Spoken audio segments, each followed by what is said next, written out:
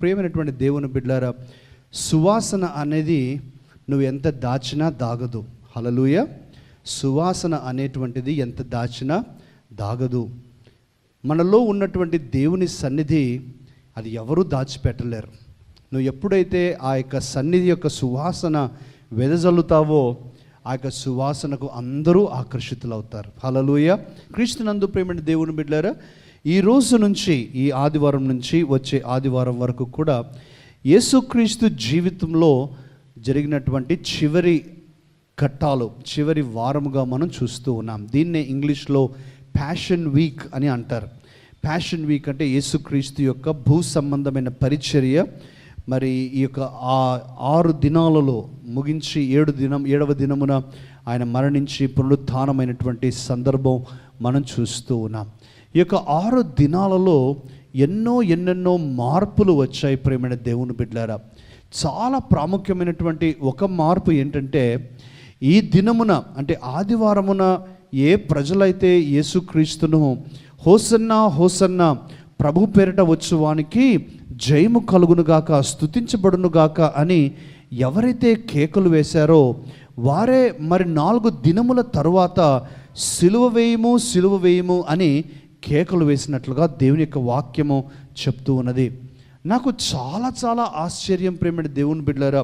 మరి ఎంత ఆశ్చర్యం కలిగించిందంటే, ఎలా ఒక మనిషి ఒక 4 దినాల్లోనే మరి రాజుగా ఆహ్వానించినటువంటి ఈ యొక్క వ్యక్తి, రాజుగా అభివర్ణించినటువంటి వ్యక్తి, రాజుగా యెరూషలేములో ప్రవేశించుటకు గొప్ప ఊరేగింపును చేసినటువంటి వ్యక్తి కానీ, ప్రజలు కానీ, వారు ఏ విధంగా వారి యొక్క మాటను మార్చి తలంపులు మార్చుకొని ఆ యేసుక్రీస్తునే చంపివేయండి, సిలువ వేయండి అని ఎలా చెప్పగలరు? ప్రియమైన దేవుని బిడ్డలారా, ఈరోజు మటల ఆదివారము సందర్భముగా సాధారణంగా మనము ఒక గార్ధబొమ్మ గురించో లేకపోతే మరి మట్టల గురించో ఈ విధంగా ధ్యానిస్తూ ఉంటారు. కానీ ఈరోజు నేను ఒక ఎంటైర్లీ ఒక న్యూ పర్స్పెక్టివ్లో నుంచి మీతో మాట్లాడాలని నేను కోరుతూ ఉన్నాను. నేను చాలా ప్రార్థించాను. ఈరోజు వాక్యం కొరకు ప్రభు సన్నిధిలో చాలా ప్రార్థించాను. ఎంతో భారభరితమైన మనసుతో ఈ యొక్క వర్తమానాన్ని మీ యొక్క సమక్షంలోనికి తెస్తూ ఉంటూ ఉన్నాను. ప్రభువుని అడిగినటువంటి 2 ప్రశ్నలు నేను ప్రభువుని అడిగాను. నేను ఈ యొక్క వాక్య భాగాలన్నీ చదివిన తర్వాత ప్రభువుని అడిగినటువంటి ప్రశ్న ఏమిటంటే, ప్రభువా, ఎందుచేత ఈ ప్రజలు ఎవరైతే హోసన్నా హోసన్నా ప్రభు పేరిట వచ్చేవాడు స్తుతించబడునుగాక అనే కేకలు వేశారో వారే, ఆ మనుషులే ఎందుచేత సిలువ వేయము అని కేకలు వేశారు? ఏం జరిగింది 4 రోజుల్లో? ఎందుచేత వారు అంత మార్పు చెందారు అని నేను ప్రశ్న వేశాను. దానికి జవాబులు ఈరోజు నేను చెప్పబోతూ ఉన్నాను. రెండవ ప్రశ్న ప్రభువుకు వేసినటువంటిది ఏంటంటే, ప్రభువా, మరి మేమందరం కూడా నిన్ను స్తుతిస్తూ ఉన్నాము కదా, నిన్ను మహిమపరుస్తూ ఉన్నాము కదా, నీవు మంచివాడవని, నీవు గొప్పవాడవని, ఇదిగో నీవు నా ఆశ్రయమని, నీవే నీ శక్తి ద్వారా మా అందరికీ విజయము దయచేస్తావని మేమందరం కూడా నిన్ను స్తుతిస్తూ ఉన్నాము కదా, మరి మేము కూడా ఏనాడైనా ఎప్పుడైనా నీకు వ్యతిరేకంగా ఈ విధంగా ఉండటానికి అవకాశం ఉందా అని అంటే, యేసుక్రీస్తు ప్రభు పరిశుద్ధాత్మ దేవుడు నాతో చెప్పిన జవాబు ఏంటంటే, ఇదిగో ఈ ప్రజలలో ఉన్నటువంటి బలహీనతలు మీలో కూడా ఉంటే ఎంతైనా అది సాధ్యమే, ఎంతైనా సాధ్యమే. అంటే ఈరోజు మనం దేవుణ్ణి స్తుతిస్తూ ఉన్నటువంటి మనము, దేవుణ్ణి వెంబడిస్తూ ఉన్నటువంటి మనము, దేవుణ్ణి ప్రతిగానాలు చేస్తూ ఉన్నటువంటి మనము కూడా దేవుణ్ణి అసహించుకొని కోపగించుకొని ఆయనకు వ్యతిరేకంగా మాట్లాడే అవకాశము ఉంది అని దేవుడు చెప్తూ ఉన్నాడు. ఈ మాట విన్నప్పుడు నేను చాలా చాలా భయపడ్డాను. నా మనసు భారంతో నిండిపోయింది. కారణం ఏంటంటే, ఎప్పుడైతే యేసుక్రీస్తు ఆ మాటలు చెప్పాడో కొంతమందిని నా జీవితంలో దేవుడు నా తలంపులోకి తెచ్చేశాడు. ఎవరు వీరు అనంటే, వీరు ఒక సమయంలో దేవుని కొరకు చాలా మండినటువంటి వారు, అద్భుతంగా పరిచర్య చేసినటువంటి వారు, అద్భుతంగా దేవుణ్ణి సేవించినటువంటి వారు. నా చిన్నతనంలో వీరిని చూసినప్పుడు, ప్రేమైన దేవుని బిడ్డలారా, అద్భుతమైన ఆత్మ వరములతో వాడబడినటువంటి వారు, అద్భుతమైనటువంటి గానముతో దేవుని స్తుతించినటువంటి వారు. వారిని నేను కొంతకాలము తర్వాత గమనించినప్పుడు సిలువకు శత్రువుల మాదిరి జీవిస్తూ ఉన్నారు.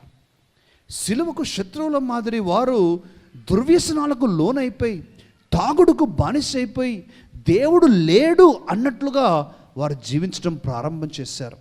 వారు పాడుతూ ఉన్నారు కొంతమంది, కానీ తాగి పాడుతూ ఉన్నారు, మత్తులో పాడుతూ ఉన్నారు. కొంతమంది ప్రసంగాలు చేస్తూ ఉన్నారు, కానీ పాపము చేసి వారు ప్రసంగాలు చేస్తూ ఉన్నారు. వారు ప్రసంగాలు చేసినవి కేవలము తలలో నుంచి వస్తూ ఉన్నాయి, తలలకు వెళ్తూ ఉన్నాయి, కానీ జీవితాలు మారటం లేదు. మరి కొంతమంది దేవుని అసలు వెంబడించడం ఆపివేసేసి దేవునికి వ్యతిరేకంగా వారు జీవిస్తూ ఉన్నారు. క్రీస్తునందు ప్రియమైనటువంటి దేవుని బిడ్డలారా, ఇది ఎలా జరిగింది? ఈరోజు అంటే ఆదివారం రోజున హోసన్నా హోసన్నా అని కేకలు వేసినటువంటి వీరు మరి కొద్ది రోజుల్లోనే సిలువేయము సిలువేయము అని ఎలా వారు కేకలు మార్చేశారు? ఈరోజు 6 విషయాలు మీతో మాట్లాడాలని కోరుతూ ఉన్నాను. దేవుని వాక్యాన్ని చదువుకుందాం. దయచేసి చదవండి. లూకా సువార్త 19వ అధ్యాయం 29వ వాక్యం నుంచి 40వ వాక్యం వరకు. ఆయన ఒలీవ కొండ దగ్గరనున్న బేత్ఫగే బేతనియా అను గ్రామముల సమీపమునకు వచ్చినప్పుడు తన శిష్యులనిద్దరిని పిలిచి, మీరు ఎదుటనున్న గ్రామమునకు వెళ్ళుడి, అందులో మీరు ప్రవేశింపగానే కట్టబడి ఉన్న ఒక గాడిద పిల్ల మీకు కనబడును, దాని మీద ఏ మనుష్యుడును ఎన్నడూను కూర్చుండలేదు, దానిని విప్పి తోలుకొని రండి. ఎవరైనాను మీరెందుకు దీన్ని విప్పుచున్నారని మిమ్మును అడిగిన ఎడల ఇది ప్రభువునకు కావలసి ఉన్నదని అతనితో చెప్పుడని చెప్పి వారిని పంపెను. పంపబడిన వారు వెళ్ళి ఆయన తమతో చెప్పినట్టే కనుగొని ఆ గాడిద పిల్లను విప్పుచుండగా దాని యజమానులు, మీరు గాడిద పిల్లను ఎందుకు విప్పుచున్నారని వారిని అడిగిరి. అందుకు వారు, ఇది ప్రభువునకు కావలసి ఉన్నదనిరి. తరువాత వారు యేసునొద్దకు దానిని తోలుకొని వచ్చి ఆ గాడిద పిల్ల మీద తమ బట్టలు వేసి యేసును దాని మీద ఎక్కించి ఆయన వెళ్ళుచుండగా తమ బట్టలు దారి పొడుగునా పరచిరి. ఒలీవ కొండ నుండి దిగుచోటికి ఆయన సమీపించుచున్నప్పుడు శిష్యుల సమూహమంతయు సంతోషించుచు, ప్రభువు పేరట వచ్చు రాజు స్తుతింపబడునుగాక, పరలోకమందు సమాధానమును సర్వోన్నతమైన స్థలములలో మహిమయు ఉండునుగాక అని తాము చూచిన అద్భుతములనన్నిటిని గూర్చి మహాశబ్దముతో దేవుని స్తోత్రము చేయసాగిరి. ఆ సమూహములో ఉన్న కొందరు పరిసయ్యులు, బోధకుడా, నీ శిష్యులను గద్దింపుమని ఆయనతో చెప్పగా ఆయన వారిని చూచి, వీరు ఊరకుండిన ఎడల ఈ రాళ్ళు కేకలు వేయునని మీతో చెప్పుచున్నాను. నేను క్రీస్తునందు ప్రియమైనటువంటి దేవుని బిడ్డలారా, మట్లాదివారం కొరకైనటువంటి సందర్భాన్ని మనం చదువుతూ ఉన్నాం.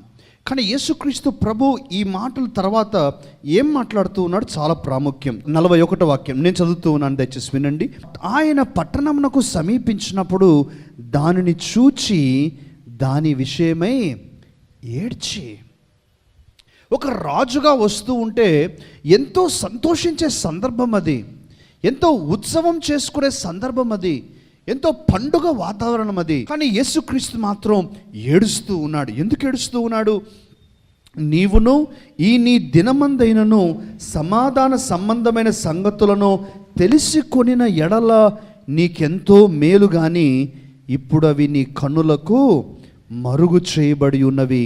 ప్రభువు నిన్ను దర్శించిన కాలము నీవు ఎరుగకుంటివి. ప్రియమైన దేవుని బిడ్డలారా, యేసుక్రీస్తు ప్రభు యెరూషలేమును గురించి, ప్రజలందరినీ గురించి ఉద్దేశించి చెప్తున్న మాట ఏమిటంటే, నేను నిన్ను దర్శించిన కాలమును మీరు ఎరగలేదు, మీరు నన్ను అర్థం చేసుకోలేదు, మీరు నా గురించినటువంటి ఆలోచన సరిగ్గా చేయలేదు.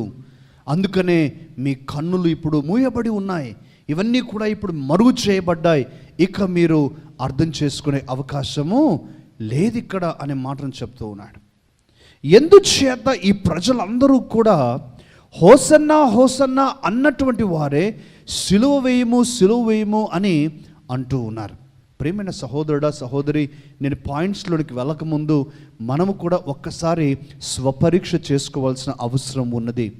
నీవు కూడా ఒకవేళ నేను చెప్పబోయే ఈ 6 పాయింట్లలో ఒకటి కానీ అంతకంటే ఎక్కువ కానీ నీ జీవితంలో ఉన్నట్లయితే, బహుశా నేను చెప్పే మాట ఏమిటంటే, ఏదో ఒకనాడు నీ జీవితంలో ఈరోజు కాకపోవచ్చు, ఒక నెల తర్వాతనో, 6 నెలల తర్వాతనో, సంవత్సరం తర్వాతనో, 4 సంవత్సరాల తర్వాతనో నీవు అలసిపోతావు.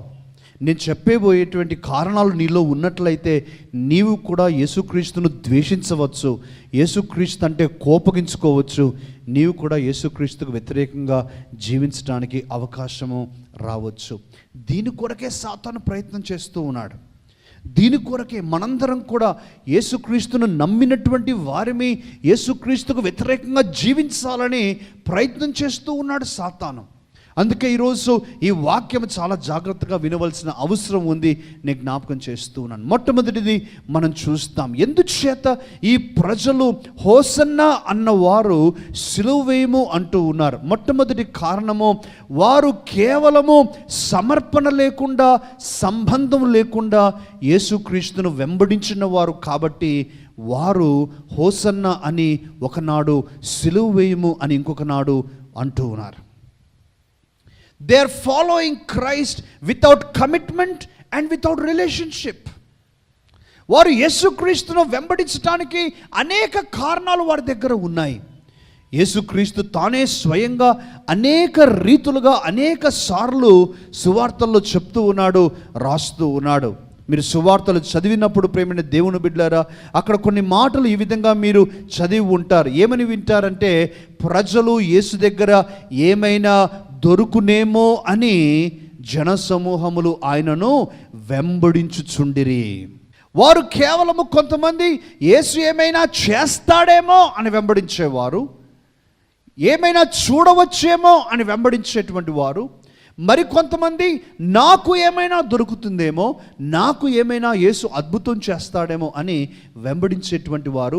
కానీ వారికి లేనిది, అతి ప్రాముఖ్యమైనది ఏంటంటే సమర్పణ సంబంధం. సమర్పణ సంబంధం వారికి లేదు. అంటే వారిలో ప్రేమైన దేవుని బిడ్డలారా, యేసుక్రీస్తు కేవలము ఇచ్చిపుచ్చుకునే సంబంధం మాత్రమే, కానీ ఎలాంటి వ్యక్తిగతమైనటువంటి సంబంధం యేసుక్రీస్తుతో వారి దగ్గర లేదు. అందుకనే వారు హోసన్నా అని ఒకనాడు, సిలువ వేయము అని ఇంకొక నాడు వారు పలకటానికి వారు ఎలాంటి అభ్యంతరం లేదు, ఎలాంటి ఇబ్బంది పడట్లేదు. ప్రియమైనటువంటి దేవుని బిడ్డలారా, ఈరోజు మనందరం జ్ఞాపకం చేసుకోవాలి, మనలో కూడా అనేకులము యేసుక్రీస్తును వెంబడిస్తూ ఉన్నాము. అయితే ప్రశ్న ఏంటంటే, నీవు కూడా యేసుక్రీస్తును వెంబడించడానికి కారణము ఏమైనా దొరుకుతుందేమో అని వెంబడిస్తూ ఉన్నావా, లేక ఏదైనా చూడటానికి మాత్రమే వెంబడిస్తూ ఉన్నావా, లేక నిజమైనటువంటి సంబంధము నీకు యేసుక్రీస్తుతో ఉన్నదా? Do you have a true growing relationship with Christ? ఆలోచన చేద్దాం ప్రేమైన దేవుని బిడ్డలారా. నాకు నా యొక్క భార్య పిల్లలతో సంబంధం ఉన్నదని ఎలా మనం కనుగొనగలం? ఎలా మనం కనుగొంటాం? సింపుల్ ప్రేమైన దేవుని బిడ్డలారా, నేను వారితో నివసిస్తాను, నేను వారితో సమయం గడుపుతాను, నేను వారితో సంభాషిస్తాను, నేను వారు చెప్పే మాటలు వింటాను, నేను వారికి సహాయం చేస్తాను, వారు నాకు సహాయం చేసినప్పుడు పొందుకుంటాను. వారి గురించే నేను ఎప్పుడూ ఆలోచించుకుంటూ ఉంటాను. నేను ఏదైనా ఊరికి వెళ్ళినా, ఎక్కడికి వెళ్ళినా ఎప్పుడెప్పుడు నేను ఇంటికి వెళ్ళిపోవాలి అనేటువంటి ఆలోచన నాకు ఉంటుంది. ప్రేమైన దేవుని బిడ్డలారా, నేను ఎప్పుడైనా బయటికి వెళితే నేను బస్ స్టాండ్కి వెళ్ళి కూర్చోవాలి, బస్ స్టాండ్కి ఎప్పుడెప్పుడు వెళ్తాను, రైల్వే స్టేషన్కి ఎప్పుడెప్పుడు వెళ్తాను అని అనుకుంటాను అని లేదు. నేను ఎప్పుడు నేను ఇంటికి వెళ్ళాలి, నా కొరకు ఇంట్లో ఎదురు చూస్తూ ఉంటాను, నా పిల్లలు ఉంటారు, నా భార్య ఉంటుంది, నేను వారితో సమయం గడపాలి అనే ఆలోచన ఉంటుంది. యేసుక్రీస్తుతో సంబంధం కలిగి ఉన్నావా లేదా అని పరీక్షించి తెలుసుకోవాలంటే ఇవే. నువ్వు యేసుక్రీస్తుతో నివసిస్తూ ఉన్నావా?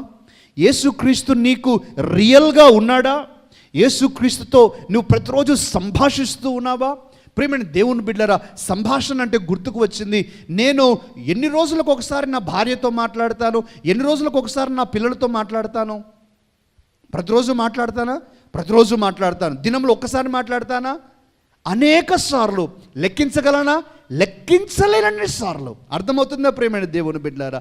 ఒక వ్యక్తితో మన సంబంధం కలిగి ఉన్నాము, బలమైన సంబంధం కలిగి ఉన్నాము అని అంటే దానికి సూచన ఏంటంటే ఆ వ్యక్తిని జీవితంలో నిజరూపం దాల్చి ఉంటాడు. వారితో నివసిస్తావు, వారితో మాట్లాడతావు. నువ్వు లెక్క పెట్టలేనన్ని సార్లు నీ సంభాషణలు జరుగుతూ ఉంటాయి. ప్రియమైన దేవుని బిడ్డలారా, నువ్వు ఎప్పుడూ కూడా వారి గురించి నీ యొక్క ఆలోచనలు ఉంటాయి. మనం అందరి గురించి అలా చేయమే. మనం అందరి గురించి అలా చేస్తామా? ఉదాహరణగా మీ ఆఫీసర్ గారు ఉన్నారు, మీ యొక్క మేడం గారు ఉన్నారు, వారి గురించి మన ఇంట్లో కూడా తలంచుకుంటామా? చాలామంది అనేది ఏంటంటే, అబ్బా ఆ తలనొప్పి ఇప్పుడు ఎందుకండి? నిజమే, వారు నిజంగా నీకు తలనొప్పి పుట్టించేవారైతే ఆ తలనొప్పులు నువ్వు ఇంట్లో ఎందుకు ఆలోచిస్తావు? వారితో నీకు సంబంధంలా. ఎంతవరకైనా ఉద్యోగపరమైనటువంటి సంబంధం అంతే. పోవాలి, ఉద్యోగం చేయాలి, రావాలి. వారు మన సుపీరియర్ అయితే వాళ్ళు ఏం చెప్తారో చేస్తాం, అంతే. సెల్యూట్ కొడతాం, వచ్చేస్తాం. వారు మన సబార్డినేట్స్ అయితే మనం ఏదైనా పని ఇస్తాం, అంతే, వచ్చేస్తాం. వారి గురించి మనకు అక్కర్లా. హల్లెలూయా. ప్రియమైన దేవుని బిడ్డలారా, మనము యేసుక్రీస్తుని ఎలా వెంబడిస్తున్నాం? నిజంగా ఒక సంబంధం ఉందా? రోజుకు ఒక 5 నిమిషాలు ప్రార్థన చేసుకుంటే సరిపోయిందా? రోజంతా మనం ప్రభువును గురించి ఆలోచిస్తూ ఉన్నామా? కేవలం ఒక వచనం చదివితే సరిపోయిందా? లేక యేసుక్రీస్తు మాటల గురించి దినమంతా మనం ధ్యానం చేసుకుంటూ ఉన్నామా? ఔపోసన పడుతూ ఉన్నామా? ఆలోచన చేస్తూ are we meditating the word of God? ఈ ప్రజలకు మాత్రం యేసుక్రీస్తు సంబంధం లేదు.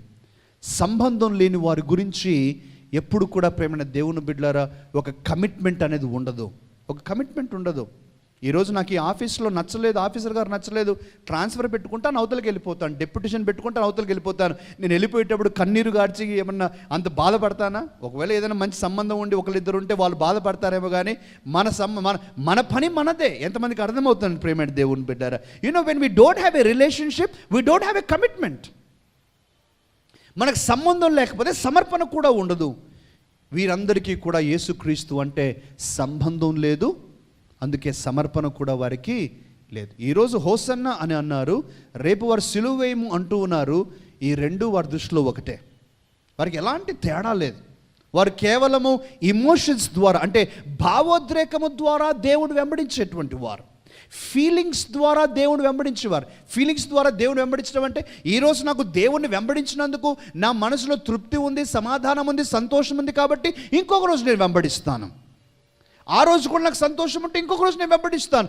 ఏ రోజు అయితే నాకు బాధగా ఉంటుందో, ఏ రోజు అయితే దేవుడు కొద్దిగా గట్టిగా మాట్లాడతాడో, ఏ రోజు అయితే నన్ను సరిచేయటం ప్రారంభిస్తాడో, ఏ రోజు అయితే నాకు కొద్దిగా కష్టంగా ఉంటుందో, నేను కొద్దిగా ఆలోచిస్తాను కదా. నేను సూచనలు చెప్పనివ్వండి ప్రేమైన దేవుని బిడ్డలారా. యేసుక్రీస్తుతో బలమైన సంబంధం లేకపోతే, లేక మన సంబంధం బలహీన పడుతుంది అని అంటే, మన సూచనలు ఏంటి అని అంటే, బైబిల్ చదవటం ఆపేస్తాం, దేవుని సన్నిధికి రావటం, చర్చికి రావటం ఆపేస్తాం. లేక మీ ఇంట్లో ప్రెషర్ ఉండి, లేక చర్చిలో కూడా ఎవరైనా నిన్ను పదే పదే అడుగుతారు అనే ప్రెషర్ ఉన్నట్లయితే లేట్గా వస్తావు, తొందరగా వెళ్ళిపోతావు. ఏదో వచ్చాను అని చెప్పటానికి అంతే, వచ్చాను అని చెప్పడానికి వస్తావు, పోతావు, అంతే. దాని సంబంధం పెట్టుకో. ఇక ప్రియమైనటువంటి దేవుని బిడ్డలారా, ఈ ప్రజలకు సంబంధం లేదు, సమర్పణ లేదు, కాబట్టి వారి జీవితంలో ఆ రకంగా మారిపోతూ ఉన్నారు. అందుకే వారు హోసన్నా అని ఒకనాడు అన్నారు, సిలువేము అని ఇంకొక నాడు అన్నారు. రెండవ కారణం నేను చెప్తూ ఉన్నాను. ఎందుచేత వారు ఒకే నోటిలో నుంచి హోసన్నా అని వచ్చింది, అదే నోటిలో నుంచి సిలువేము అని వచ్చింది. రెండవ కారణం ఏంటంటే వారికి దేవుని యొక్క వాక్యములు అర్థము కాలేదు. They did not understand the scriptures. దేవుని వాక్యాలు వారు అర్థం చేసుకోలేదు. ప్రేమైన దేవుని బిడ్డలారా, యేసుక్రీస్తు 6 డజను కంటే ఎక్కువ సార్లు తన శిష్యులతో వివిధ రకములైన సందర్భాలలో ఆయన పదే చెప్పిన వ్యక్తి చెప్పిన మాట ఏమిటంటే, ఇదిగో యెరూషలేమునకు మనం వెళ్ళవలసి ఉన్నది, అక్కడ మనుష్య కుమారుడు అప్పగించబడబోతూ ఉన్నాడు, మీలో ఒకడే నన్ను అప్పగించబోతూ ఉన్నాడు, నన్ను సిలువకు అప్పగిస్తారు, నేను చనిపోతాను, 3వ దినమున తిరిగి లేస్తానని పదే ఆయన వాక్యం చెప్తూ ఉన్నాడు. కానీ ఎవరు నమ్మట్లా, శిష్యులతో సహా నమ్మటం లేదు. ఎన్నో ప్రవచనాలు ఉన్నాయి జకర్యా గ్రంథంలో, ఇదిగో నీ రాజు నీ ప్రభు గాడిద బొమ్మనెక్కి యెరూషలేములో ప్రవేశించును అని ఎన్నో రకాలుగా ప్రవచనాలు ఉన్నాయి. వారు దేవుని మాటలను నమ్మటం లేదు, దేవుని మాటలను నమ్మటం లేదు. వారి యొక్క ఆలోచనలన్నీ కూడా వేరే రకంగా ఉన్నాయి. నేను ఆ మాటలు కూడా చెప్తూ ఉన్నాను ప్రేమ దేవుని. మరి కొద్ది నిమిషాలు నేను చెప్పబోతూ ఉన్నాను. They are not understanding the scriptures. వారు దేవుని యొక్క వాక్యము అర్థం కాలేదు కాబట్టి అది అబద్ధమేమో అని అనుకుంటూ ఉన్నారు. అందుకని ఎంతకు కూడా వారు దేవుని వాక్యము జరుగుతుంది అనే ఆలోచన వదిలిపెట్టి వారి సొంత ఆలోచనల ప్రకారంగా మాత్రమే వారు ముందుకు వెళ్ళిపోతూ ఉన్నారు. క్రీస్తునందు ప్రేమైన దేవుని బిడ్డలారా, మనలో కూడా ఈ నైజము లేకపోలేదు. దయచేసి నా మాటలు శ్రద్ధగా ఆలకించండి. నేను కూడా నా చిన్నతనంలో ఆలోచించేవాడిని, నాకేదైనా బైబిల్ గ్రంథంలో అర్థం కాకపోతే ఇది ఉండదేమో, ఇది అసత్యమేమో, ఇది జరగదేమో అని అనుకునేవాడిని. అర్థము అవ్వనంత మాత్రాన అది అసత్యం ఎలా అవుతుంది? నాకు అర్థం అవ్వనంత మాత్రాన అది నిజం కాకుండా ఎలా అవుతుంది? ప్రేమైన దేవుని బిడ్డలారా, దయచేసి నా మాటలు శ్రద్ధగా ఆలకించండి.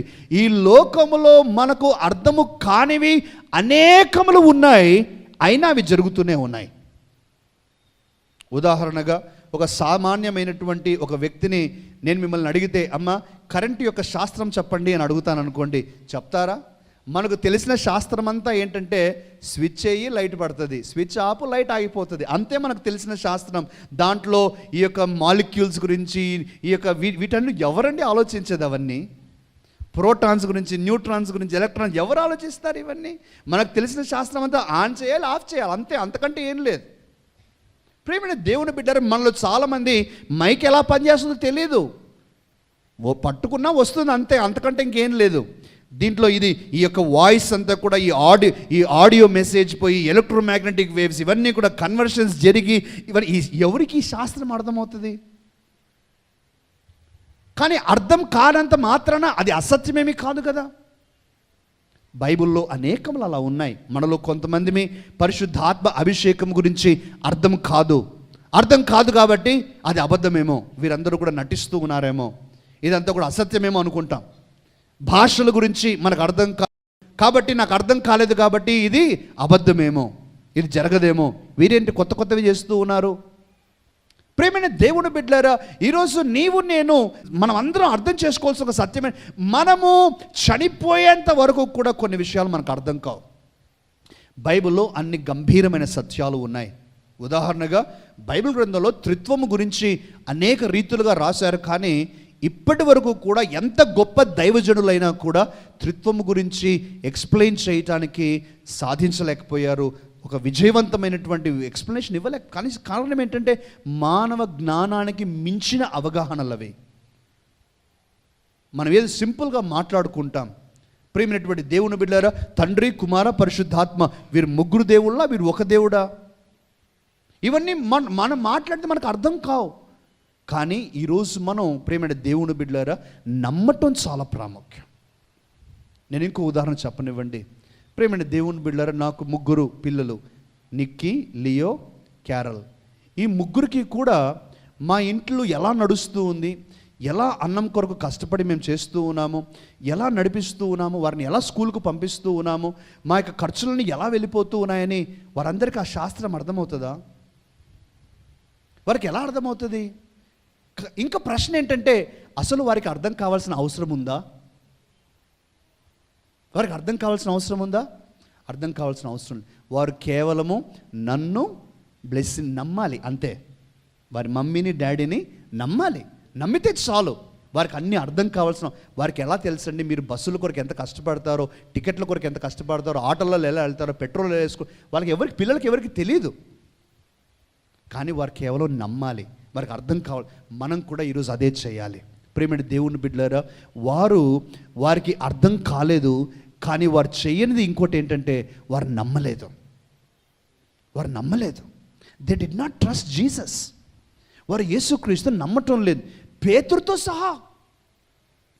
సిలువకి ఇక ఇస్కరియోతు యూదా యేసుక్రీస్తు దగ్గరకు వస్తూ ఉన్నాడు అనగానే యేసుక్రీస్తు చెప్తూ ఉన్నాడు, ఇదిగో ఇక సమయం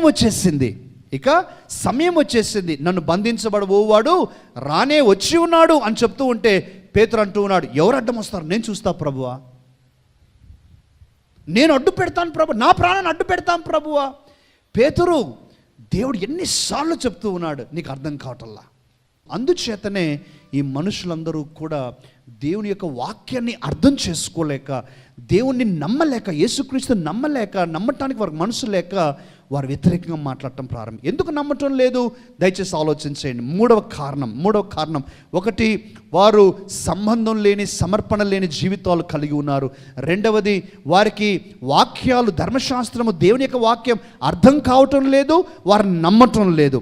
మూడవది, ప్రియమైనటువంటి దేవుని బిడ్డలారా, వారు తప్పుడు ఆశలు కలిగి ఉంటూ ఉన్నారు. రాంగ్ మోటివ్స్, రాంగ్ ఎక్స్పెక్టేషన్స్, తప్పుగా ఆశపడుతూ ఉన్నారు. ఏంటి ఆశపడుతూ ఉన్నారు? పదే యేసుక్రీస్తు, ప్రేమైన దేవుని బిడ్డలారా, పదే యేసుక్రీస్తు ప్రభు, ఇదిగో నా రాజ్యము ఈ లోక సంబంధమైనది కాదు అని చెప్తూ ఉన్నాడు.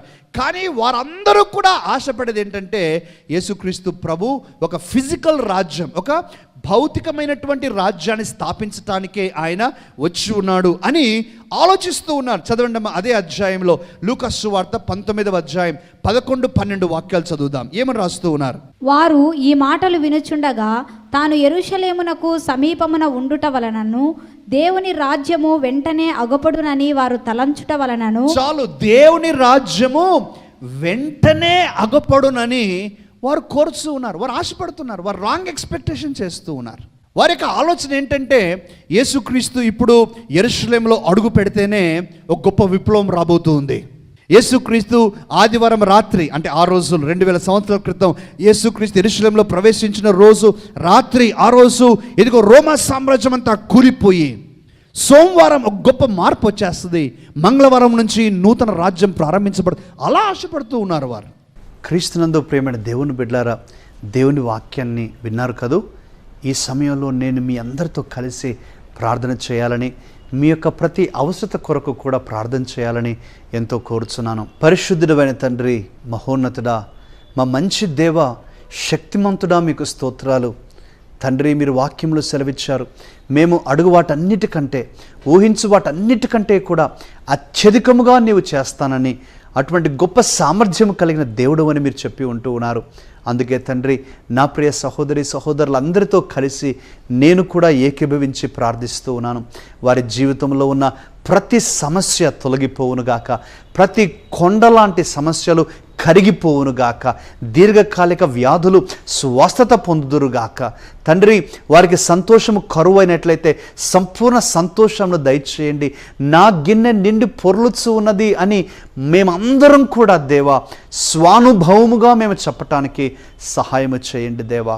తండ్రి, వీరు చేసే ప్రతి ప్రయత్నంలో కూడా మీరు తోడుగా ఉండి ఆశీర్వాదం దయచేయాలని నేను ప్రార్థన చేస్తూ, వీరిని, వీరి కుటుంబములను మీరు దీవించుమని యేసు నామమునే అడుగుచున్నాను తండ్రి. Amen, amen.